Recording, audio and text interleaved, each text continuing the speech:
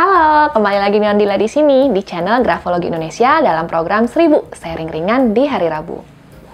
Nah, kali ini saya menerima tulisan tangan calon seorang jaksa yang ini. Nah, saya akan menganalisa tulisan ini. Sebenarnya, orang ini cocok nggak sih untuk mengerjakan tugas-tugas seorang jaksa? Atau mungkin sebenarnya dia cocok tapi dengan catatan. Nah, sebelum kita menganalisa tulisan ini, kita bedah dulu yuk. Sebenarnya tugas pokok dan tanggung jawab seorang jaksa ini apa sih, agar kita tahu nanti tanda-tanda dalam grafologi apa saja yang harus ada dalam tulisan tangan jika orang itu cocok atau tidak untuk menjadi seorang jaksa. Simak terus ya.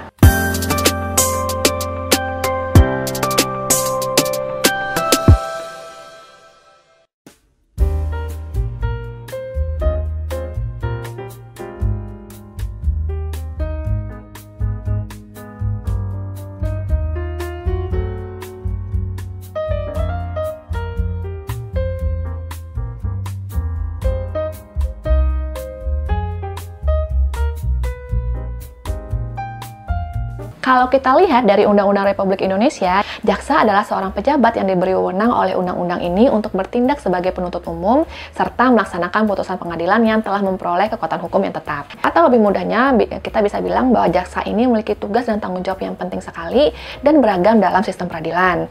Tugas utama seorang jaksa adalah mewakili negara atau pemerintah dalam mengajukan dan menuntut suatu kasus pidana. Nah, ini tuh melibatkan penyelidikan awal suatu kasus, termasuk menentukan apakah cukup bukti untuk mengajukan tuntutan apa tidak. Nah, setelah kasus diajukan, jaksa bertanggung jawab untuk menyiapkan dan menyajikan bukti di pengadilan untuk dibuktikan apakah terdakwa bersalah sesuai hukum atau tidak. Selain itu, jaksa juga bertugas untuk memberikan nasihat hukum kepada penyidik dalam proses penyelidikan, memastikan apakah proses penyelidikan dan penuntutan yang berlangsung sesuai dengan hukum yang sesuai. Selain itu, jaksa juga bertugas memberikan nasihat hukum kepada penyelidik dalam proses penyelidikan, memastikan suatu proses penyelidikan dan penuntutan berlangsung sesuai dengan hukum yang berlaku. Jaksa juga berperan dalam menegakkan hukum dan menjamin keadilan. Mereka harus memastikan bahwa hak-hak terdakwa terlindungi selama proses peradilan. Nah, di luar sistem peradilan sendiri, jaksa juga bisa ikut dalam upaya mencegah kejahatan dan program edukasi hukum untuk masyarakat. Mereka bisa ikut dalam membuat kebijakan publik yang terkait dengan hukum dan peradilan, serta memberikan masukan untuk reformasi hukum. Pekerjaan jaksa juga diminta untuk terlibat dalam perubahan kebijakan hukum, serta patuh terhadap standar etika dan integritas yang tinggi. Jadi, dengan tanggung jawab yang besar ini dalam proses penegakan hukum, kepribadian seorang jaksa akan sangat penting sekali untuk menegakkan keadilan. Nah, kalau misalnya kita lihat dari tugas dan tanggung jawabnya, seorang jaksa ini diminta untuk berlaku dan bertindak seadil-adilnya dari fakta dan temuan-temuan yang mendukung suatu kasusnya. Dalam kata lain, pekerjaan yang mengharuskan seorang jaksa untuk memiliki integritas yang tinggi, kemampuan analitis, dan juga kemampuan planning dan organisasi yang baik.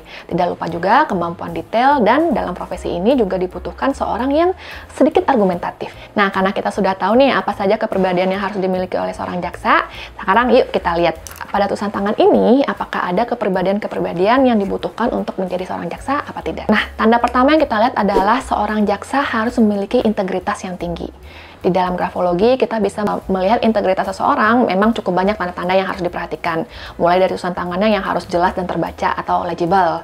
Lalu, dapat juga dilihat dari huruf A dan O-nya yang terlihat clean and clear, atau tanda frankness istilahnya. Atau tidak ada hook, atau loop, atau penambahan lainnya di dalam huruf A dan O-nya. Selain itu, tulisannya juga termasuk yang reguler, selaras dan konsisten, baik dalam ukuran, cara penulisan, atau spasinya. Nah, seperti itu. Lalu, ada tanda-tanda lainnya juga nih, seperti misalnya ada self-confidence, self-reliance, dan rhythm. Nah, penulis dengan tanda seperti ini biasanya cenderung bersikap sesuai dengan norma yang dipegangnya. Perilaku dan sikapnya juga selaras, baik di belakang maupun di depan orang lain. Ia mengatakan apa yang dipahaminya dan berusaha untuk membuat orang lain agar memahami apa yang ia katakan secara akurat. Dia juga menginginkan komunikasi yang terbuka yang juga dimengerti oleh orang lain. Selain itu, penulis juga memiliki arahan yang jelas dan cukup dapat diandalkan untuk menyelesaikan suatu pekerjaan atau aktivitas yang sedang menjadi tanggung jawabnya. Nah, berkaitan dengan seorang jaksa, integritas ini memastikan bahwa jaksa mengambil keputusan berdasarkan fakta, bukti, dan hukum yang berlaku.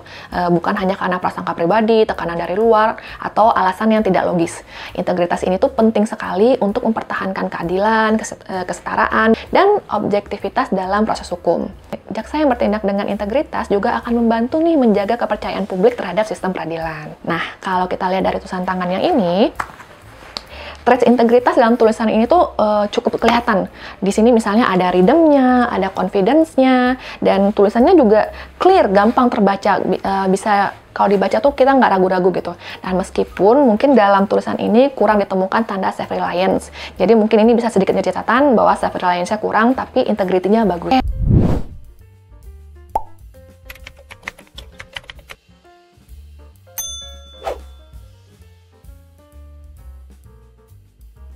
Yang kedua adalah untuk seorang jaksa memiliki kemampuan analitis. Kita bisa melihat kemampuan seseorang dalam menganalisa yang baik dengan melihat pada tulisannya, pada huruf M dan N-nya, apakah di sudut di bawahnya, M dan N-nya, apakah di bawahnya ada sudut apa tidak.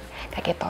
Nah, seorang penulis yang memiliki tulisan seperti ini biasanya adalah orang yang tidak mudah menerima informasi sebagai fakta sampai dia menilai sendiri nih apakah benar atau tidak suatu informasi tersebut. Ketika mendapatkan fakta, penulis akan menganalisa setiap aspek sebelum mengambil suatu keputusan. Nah, penulis juga ingin mencari jawabannya sendiri. Jadi, dia akan menggali fakta dan menganalisa apa konsekuensi yang bakal terjadi dari sebuah informasi tersebut, terutama dalam situasi yang baru atau belum dia kenal. Nah, penulis juga perlu tahu nih mengapa atau sebab akibat dari setiap pertanyaan yang ada. Dia juga akan melakukan suatu tindakan yang mengikuti nalarnya, logikanya, berdasarkan data gitu. Dalam pekerjaan seorang jaksa, analytical thinking ini atau kemampuan berpikir analitis ini juga dapat membantu dalam menentukan strategi hukum yang tepat, memahami fakta-fakta yang terkait dengan kasus, dan tentunya dapat akhirnya membuat keputusan yang berdasarkan data yang ada. Selain itu, analytical thinking juga dapat membantu jaksa dalam memecahkan masalah yang kompleks dan mengambil keputusan yang tepat dalam situasi yang sulit. Oke, coba kita lihat dari tulisan ini, kita lihat nih apakah dalam tulisan itu ada tanda-tanda analitisnya. Nah, kalau kita lihat dalam tulisan si penulis yang ini, kalau kita lihat di huruf M dan N-nya di bawahnya cukup banyak ya yang bagian-bagian yang bersudut seperti ini berarti dia di sini adalah orang yang analitisnya cukup tinggi. Maka ini memperlihatkan bahwa penulis yang ini memiliki pola pikir analitis yang sangat baik, cukup baik. Yang ketiga adalah organizational ability atau kemampuan pengorganisasian, kemampuan perencanaan.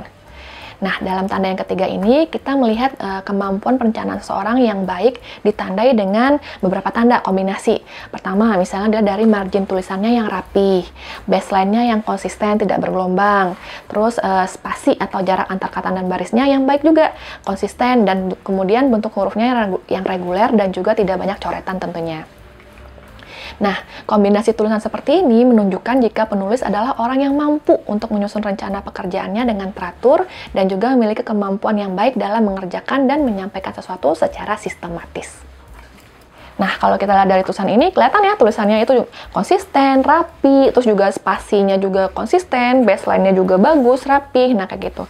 Nah, ini tuh menunjukkan bahwa orang ini memiliki kemampuan organisasi yang juga cukup baik. Nah, ini diperlukan banget untuk dalam melaksanakan tanggung jawabnya seorang jaksa yang akan mengatur dan mengelola dokumen-dokumen di pengadilan tentunya. Terus juga misalnya mengelola bukti-bukti dan juga jadwal peradilan. Maka ini sudah menunjang untuk tugas-tugas tersebut.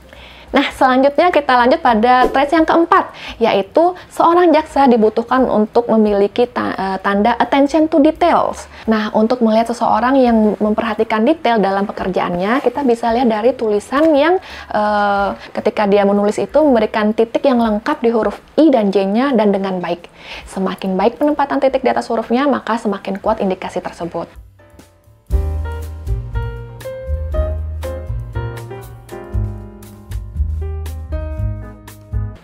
Nah, penulis yang memiliki tulisan seperti ini biasanya menekankan suatu hal pada hal detail. Ia sadar akan hal-hal kecil serta poin-poin yang memiliki potensi yang baik. Nah, penulis ini juga biasanya menjadikan hal detail sebagai suatu perhatian utamanya. Jadi dia tuh jarang banget mengabaikan hal-hal kecil. Penulis juga selalu menekankan pada hal-hal detail yang tepat dalam setiap tugasnya, baik yang dilakukan oleh dirinya sendiri maupun oleh orang lain. Ini semua yang harus memiliki kemampuan untuk memperhatikan detail karena tugas mereka adalah memerlukan ketelitian dan kecermatan dalam menangani suatu kasus-kasus hukum. Seorang jaksa juga harus mampu memeriksa bukti-bukti dengan teliti, memahami peraturan hukum dengan baik, serta memastikan bahwa semua prosedur hukum diikuti dengan benar. Selain itu, jaksa tentunya juga harus mampu memeriksa dokumen-dokumen secara cermat dan memastikan bahwa tidak ada kesalahan atau kekeliruan yang dapat mempengaruhi hasil suatu kasus. Hal ini penting untuk memastikan bahwa keadilan terwujud dan hak-hak semua orang atau semua pihak terlindungi dengan baik. Sekarang coba kita lihat dari tulisan ini. Kalau kita lihat ya, dari tulisan ini, huruf I dan J-nya titiknya tuh hampir lengkap semua ya, ada titik-titik-titik. Nah, seperti ini. Nah, ini artinya penulis memang adalah seorang yang lumayan cocok untuk menjadi seorang jaksa, karena dia memperhatikan hal-hal detailnya dengan baik. Nah, selanjutnya, traits yang terakhir adalah argumentatif. Nah, untuk melihat tulisan seorang yang argumentatif ini, kita bisa lihat dari huruf P yang memiliki, ini, palangnya itu naik ke atas, nembus ke area upper zone, seperti itu. Nah, penulis dengan tanda yang seperti ini, biasanya orangnya tuh berusaha untuk membuktikan dan mempertahankan pendapatnya. Dia lebih suka untuk membuktikan suatu hal melalui argumentasi atau misal perdebatan daripada harus menyelesaikannya dengan bernegosiasi.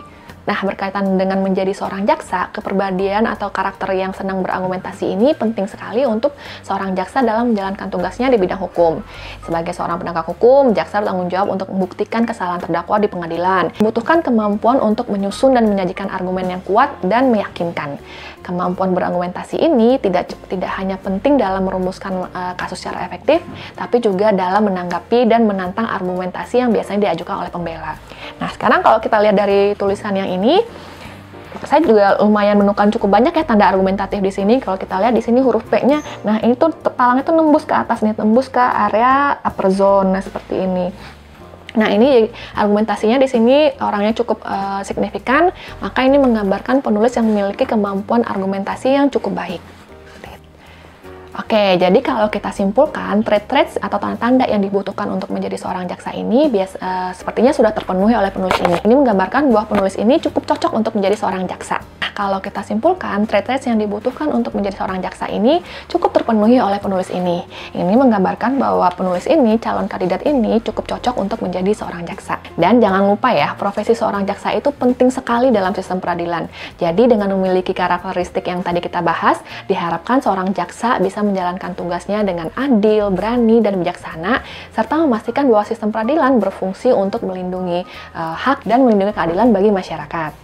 Nah, gimana? Seru kan menganalisa tulisan tangan? Anda juga bisa loh belajar grafologi untuk bisa menganalisa tulisan tangan, untuk melihat potensi dan bakat Anda, ataupun mungkin orang-orang di sekitar Anda. Bahkan Anda juga bisa menjadikan ini sebagai skill tambahan dan menjadi side job atau pekerjaan sampingan Anda juga. Jadi, kalau Anda ingin belajar grafologi, Anda juga bisa belajar di Grafologi Indonesia karena super lengkap dan sistematis. Untuk mempermudah atau kalau ingin tahu informasi yang lebih detail, nanti linknya sudah saya siapkan di deskripsi. Oke, sampai di sini dulu videonya. Semoga bisa bermanfaat dan menjadi bekal untuk Anda yang sedang belajar grafologi. Dan kalau misalnya ada di antara Anda yang ingin tulisan tangannya dianalisa dan misalnya kebutuhan pekerjaannya untuk apa, boleh DM nanti di akun Instagram kita di grafologi_indo.